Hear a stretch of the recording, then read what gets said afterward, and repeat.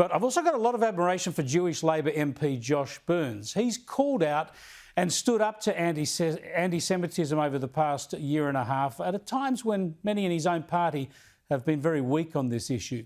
And it took a lot of courage for Burns to run an open ticket in his seat of Macnamara at the election, refusing to preference the Greens because of what they'd said and done when it came to the Middle East and anti-Semitism. Here's how Sky reported that at the time. The how to vote cards that Labor will put out will not have any preferences on it.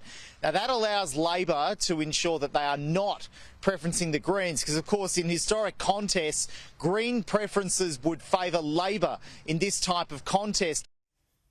Now, this was a risk, but Burns won the seat comfortably with a swing towards him of 4.5%, while the Greens saw a swing away from them by about the same amount. Josh Burns joins me now live from Melbourne. Josh, good to see you. And look, sure, you didn't want to have a backlash from Jewish voters if you were preferencing the Greens, but refusing to preference them was a risk for you, wasn't it? There was a strong Liberal candidate in Benson Saulo, and it could have cost you the seat.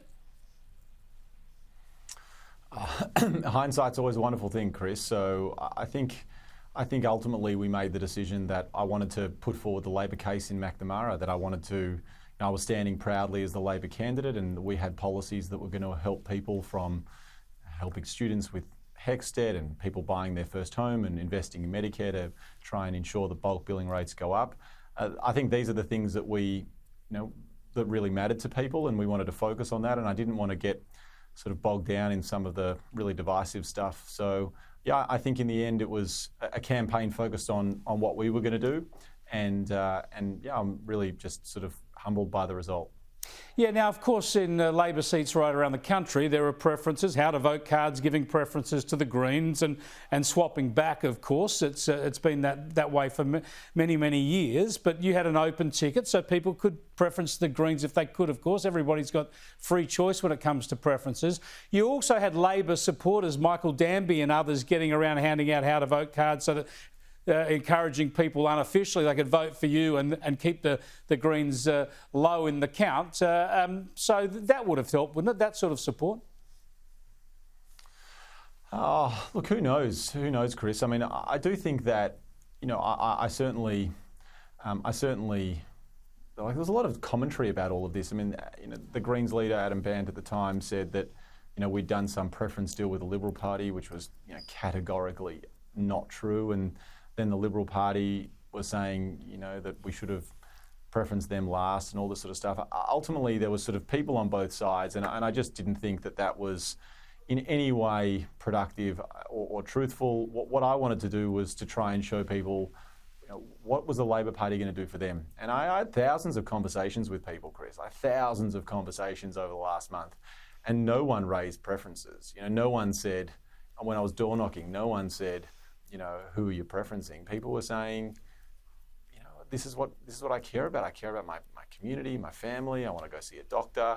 I care about childcare, like the stuff that affects your lives in any part of the country. And yeah, I think sometimes potentially some of our political opponents sort of got lost in the preferencing stuff, and we just focused on what are the policies that are going to help people in Macnamara. Yeah, no, I get that, and we all understand they're the dominant issues in a campaign. But I mean, I go back to the point that I think this was a morally strong position, the right thing, a courageous thing for you to do, and good on you for taking that stand.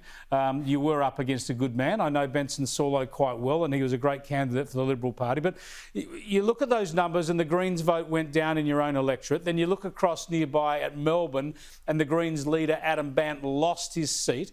To what extent do you think that the strident views of the Greens when it comes to the Palestinian question and their failure to speak up strongly enough against anti-Semitism, do you think it actually cost the Greens some electoral support?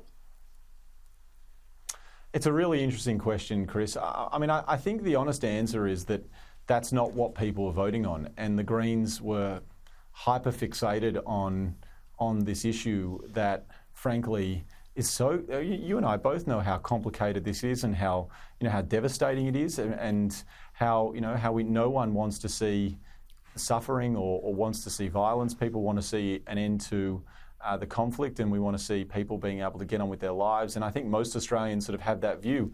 And then you sort of go, well, if you're talking about all of that, then you're not talking about the things that actually matter to people in Australia. And I think this is an important lesson for politics in Australia, is that I wish I could solve the Middle East. Of course, I wish I could click my fingers, Chris, and it would all be over today. But it's not what, we don't have that leverage in Australia. That's not what position we're in.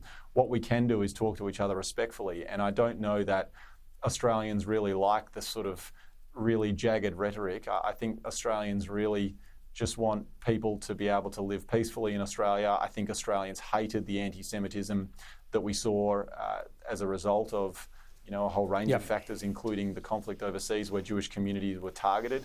I think Australians just want to be able to sort of say, well, live your life here in Australia and be who you are and be respectful and treat your neighbours nicely, and everyone can get along. Well said, Josh. Thanks for joining us, and congratulations on your promotion too in the new frontbench arrangements for the Labor Party. We'll catch up another time.